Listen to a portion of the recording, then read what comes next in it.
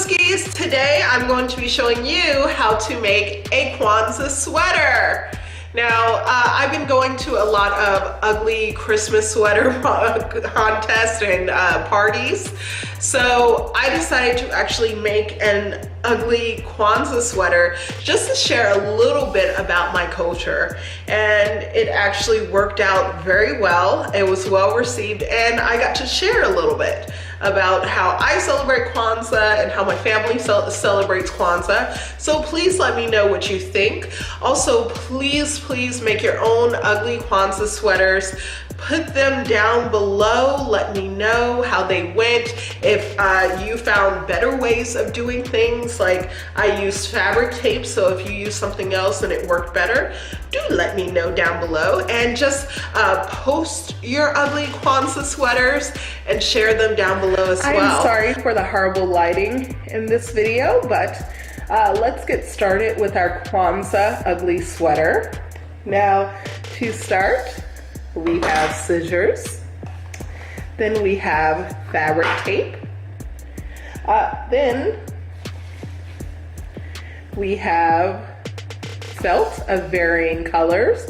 Might I suggest you start with the colors of Kwanzaa, red, green, and black, and then from there go into varying shades of oranges and yellows and varying shades of browns.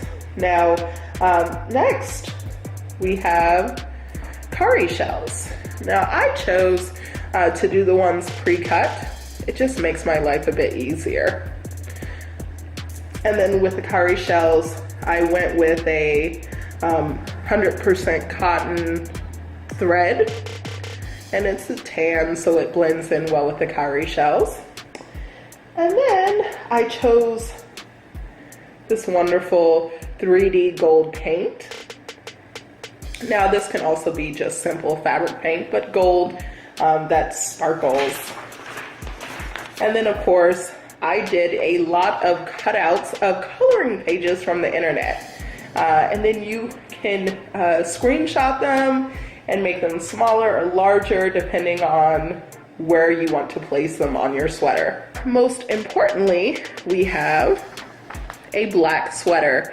I chose black sweater because I thought that it would work well with the colors, and I didn't want to go too Christmassy because the colors of Kwanzaa are black, red, and green, and red and green can read as Christmas very fast, and the black can get completely lost, so I went all the way black. To start with, I simply cut out the image from the coloring page, and then I simply pinned it to the felt here.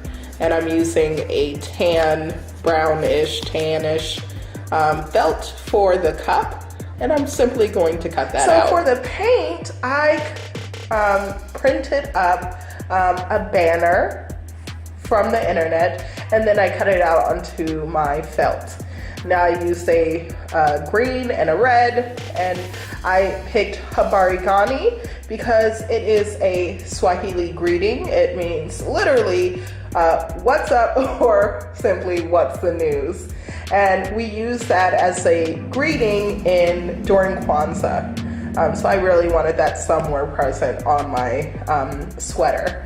Now I'm using this paint, so be careful because it will come out looking tan, but it does dry this beautiful gold color. So don't worry if it comes out and it looks completely tan, as long as you got the gold paint. This is how my sweater looks so far.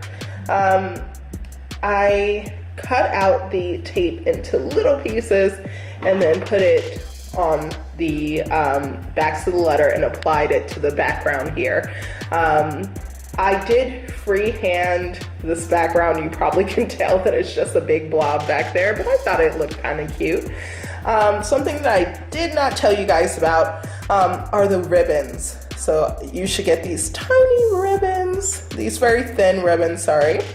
And then I actually sewed this on with a with black needle and black thread, but the rest is actually taped on. I chose to tape it on because I make mistakes all the time, and you can pull off the fabric tape, especially on very fuzzy sweaters like this. It will stay toward the night, but if you apply pressure, it's gonna come up, and that's perfect for me.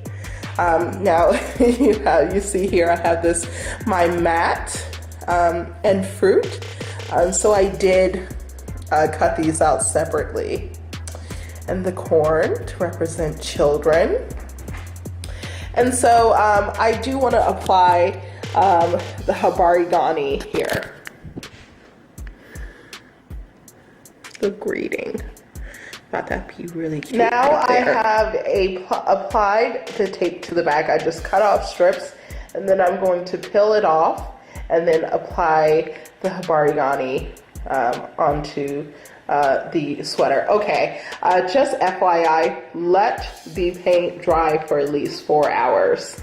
At the very least, I would say I would give it 10 hours, but if you don't have 10 hours, at least 4. It does take a bit of effort to get the strips off, the sheets off the tape, but keep at it, be careful, and go slow. And then you just want to put it on your sweater. Yeah. Let's see. Actually, I kind of want it this way. A bit more. And so next, I put on the cute shells, and you could just pick anywhere you want to put them on. I sprinkled them throughout.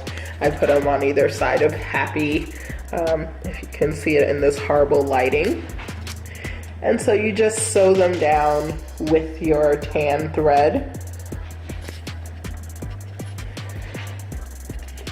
Now next, what I did was I sewed down the cut shells, and I just wrapped the thread around up here, tied it, and then sewed it actually to the sweater. I just use this nice tan thread. Easy peasy. Now just a little bit on what you see here. You can actually sew all of this down if you want it there permanently, but I would suggest you using the tape first to kind of see where you want it, and then wear it out, and then you can sew it down so it's permanent, but it's all up to you. I kind of want to do this every year so I can get a bit creative every year, and hopefully do it with my cousins so that we can come up with really cool things. Now, you do not have to do your sweater exactly the way I did mine. Get creative, have fun. That's kind of what we're showcasing here. Thank you so much for watching. Please remember to like us and subscribe.